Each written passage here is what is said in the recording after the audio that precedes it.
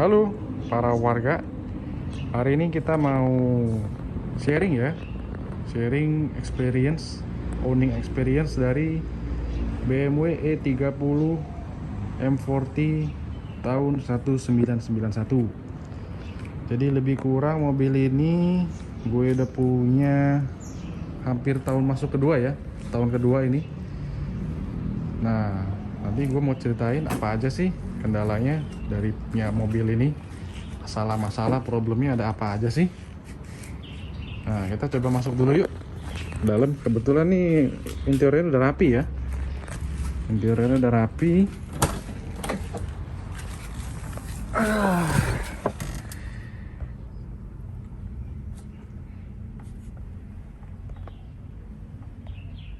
Untuk kondisinya sih sebenarnya semuanya masih standaran ya, nggak ada otak-atik, nggak ada oprek-oprek, kondisi standaran.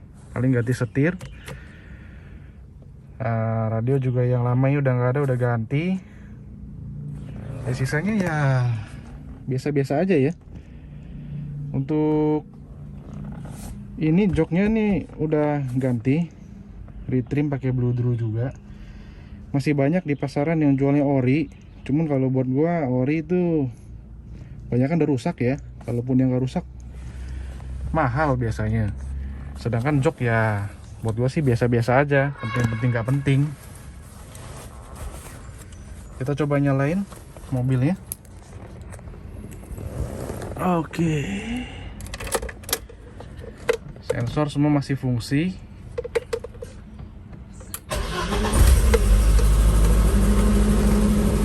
Mesin masih halus ya, cuman memang untuk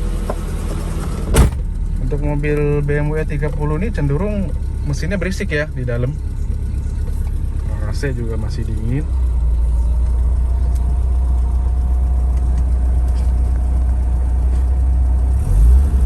Ya, mesin masih halus.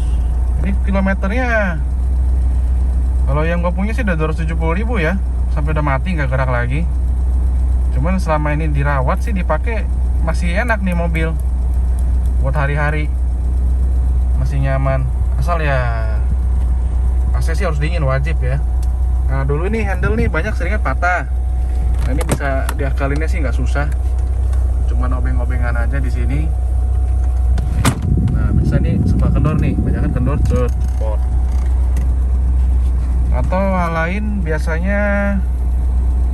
Nah, kalau mobil ini karena masih tua, biasanya kalau ada betulin yang berhubungan sama sensor-sensor itu, biasanya perlu di restart kalau habis betulin. Contohnya kanvas rem ya, kanvas rem waktu itu baru ganti, pasti sensornya nyala nih, harus di reset dulu baru nanti dia hilang, bersih lagi gitu.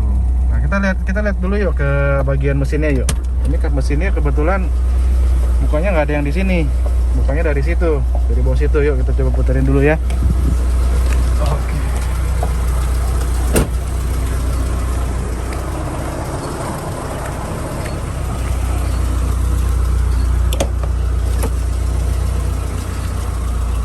Dia bukanya dari sini, cantelannya.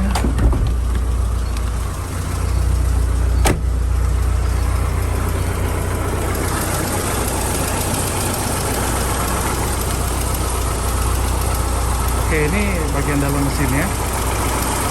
Oh iya, waktu itu mesin ini yang gua udah ganti tali gas ya, tali gas udah diganti.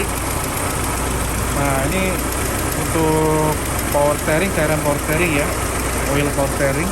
Nah, ini banyak masalah nih, terutama di rack steer sama power steering, sering bocor. Ini airflow ya, juga sering masalah, ntar gua ceritain. Yang penting mesinnya masih halus dulu. Oh, nggak lupa ini biasa ini nih, dinamo starter juga pernah kena ya. Jadi gue sharing dulu ini. Sorry kalau deket mesin nih suaranya berisik. Jadi di bawah ini mobil ini tuh paling utama pas beli tuh sering rembes. Masalah tuh banyak tuh rembes tuh. Rembes itu yang paling banyak sih dari rack steer ya. Rack steer itu waduh parah deh, bagian atas, bagian bawah pinionnya semuanya tuh udah masalah tuh. Akhirnya dikrom ulang, gua kurang lebih betulin 3-4 kali ya, bolak balik bengkel, karena sekali benerin pecahnya muter-muter tuh, pindah-pindah. Nah, itu perlu dirapin tuh. Nah itu harus dicek ya. Rextir itu yang M40 sama M10 tuh beda tuh. Jadi kalau cari copotan tuh harus hati-hati, jangan sampai salah milih. Kalau enggak ya sayang. Biasa kondisi copotan juga harus dilihatin lagi. Banyak kan udah kondisinya ya nggak ada yang perfect loh. Selain itu biasa tali gas ya. Tali gas ini waktu itu sih problem, sama dinamo starter juga problem. Airflow sempat, cuman ini dibersihin doang, akhirnya nyala lagi. Airflow ya. Nah itu biasa masalah-masalah yang umum sih itu sih. Pertama rek setir, kedua ini airflow nih. Nah, kalau tali gas sih umum, biasanya sih kalau mobil tua sih kendor ya wajar. Tempo hari sih biasa diikat.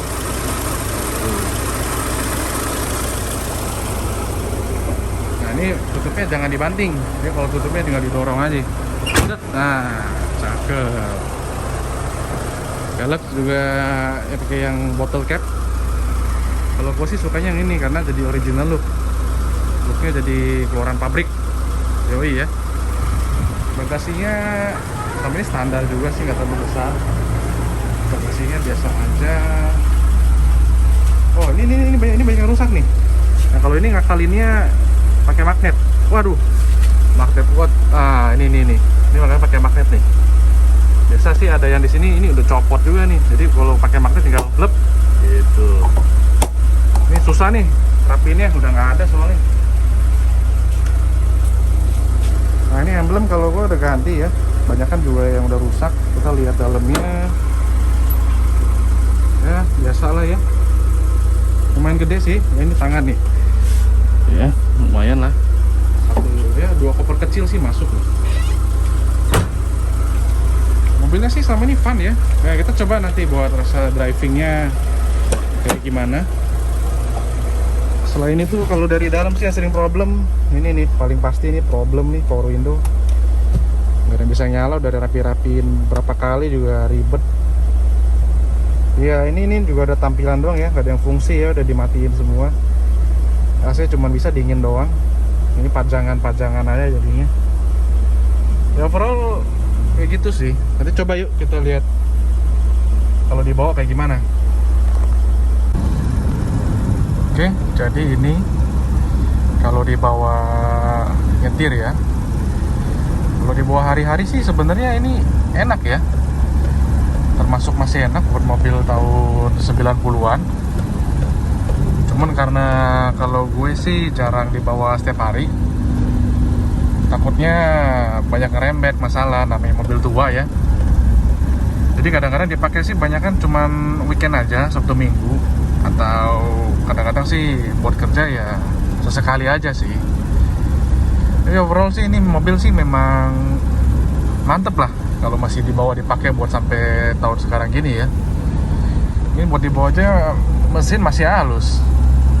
Tuh. Buat bawa barang keluarga juga masih enak.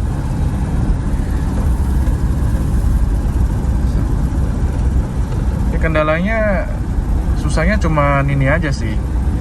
Kalau lagi di tol, bayar tol itu ini nih, power window ini susah bener beresnya. Jadi beres-beres dikit nggak lama rusak lagi. Beres-beres dikit dibenerin di bengkel nggak lama kena lagi. Jadi emang susah sih, khusus untuk power window-nya ini ya. Kebetulan punya gua sih kena 3 nih. Yang paling aman cuman yang di sisi kiri belakang. Nah itu nggak pernah mati tuh, hidup terus ya, fungsi terus, nggak tahu dah kenapa. Tapi khusus sisi yang lainnya sih ya udah mati melulu.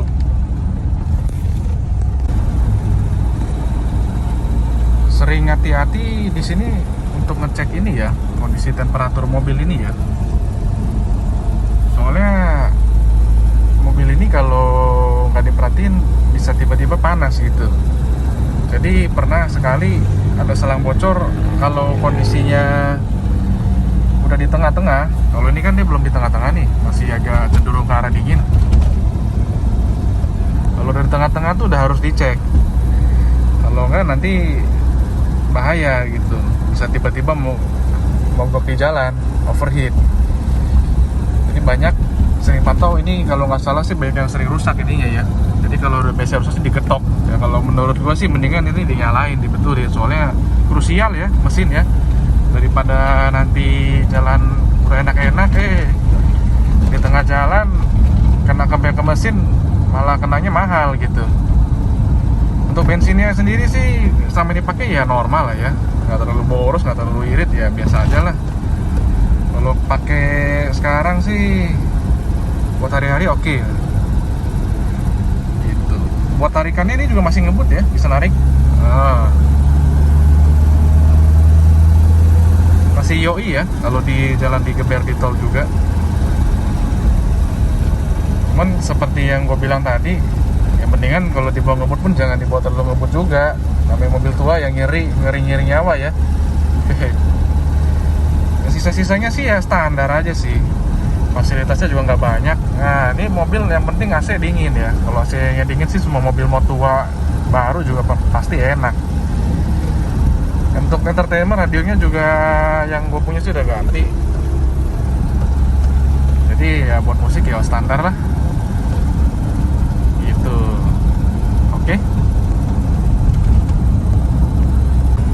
Oke, sekian aja sharingnya. Semoga bermanfaat bagi yang cari-cari. Semoga banyak membantu. Dan terima kasih.